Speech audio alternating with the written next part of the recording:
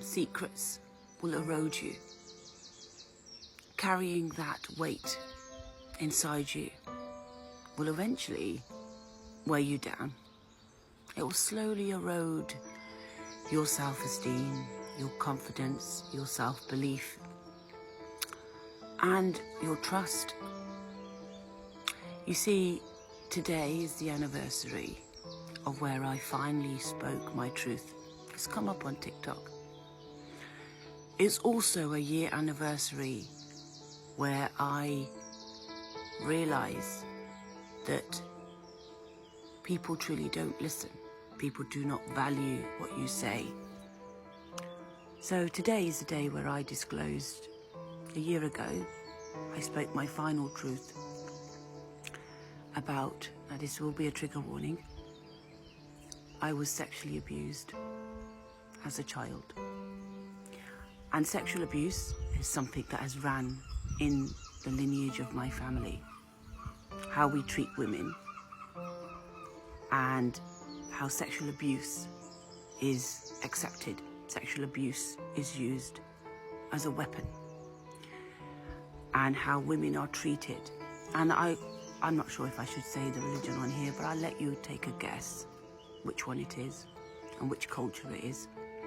And when people say it's not interwoven, yes it is. The roots of it come from the religion. It comes from how we treat women, how the leader of that religion treated women. You see, women are already the top of the mountain. When they come into this world, the Creator has already given them the greatest gift of creation, to have the ability for their bodies to carry life, to nurture life. Women are the creators of the world, and they're already up there.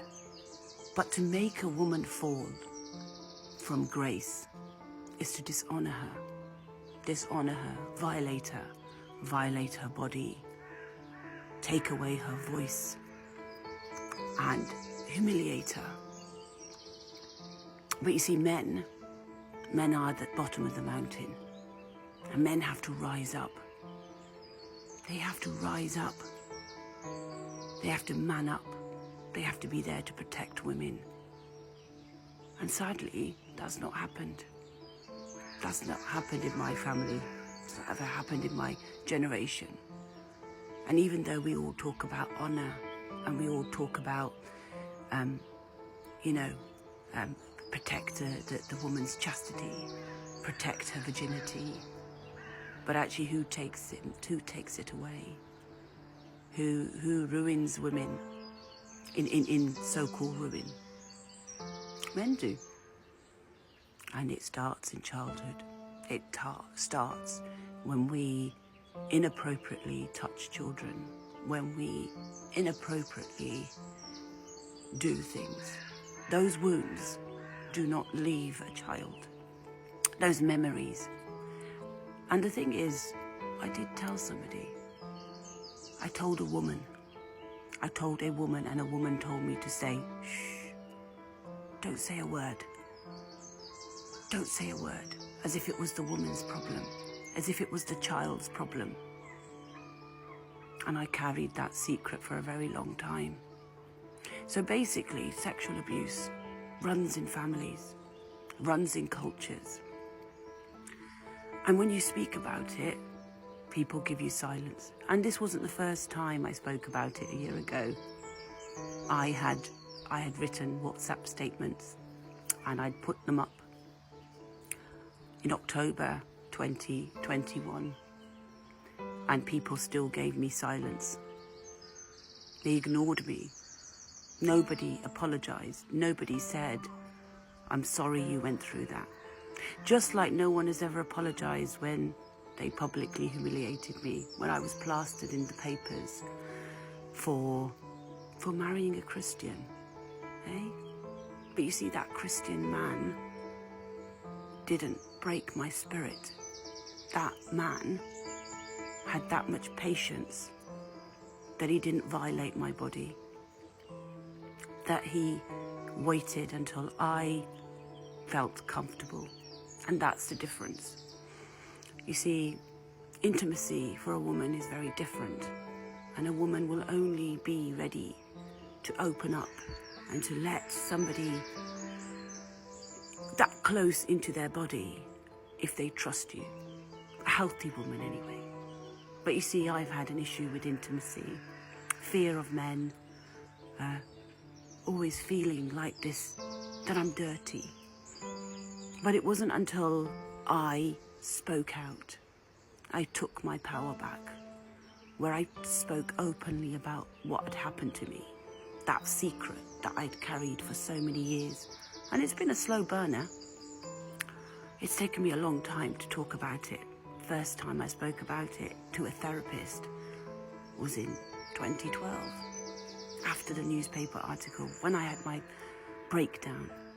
But it's always been there.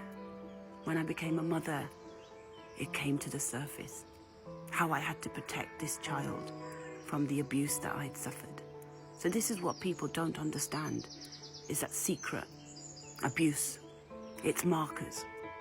It will remain in you until you speak about it. You let it out. You hand the shame back. So this time, I'm here. You can see my face.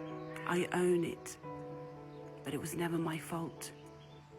And people have stood by, in cultures, in families, allowing this and blaming the female, blaming a child, and then just making up rubbish about it. Yeah, I might have had a cigarette, I might have had a bottle of hooch, I might have self-medicated, but that crime that people condone of sexual abuse is wrong.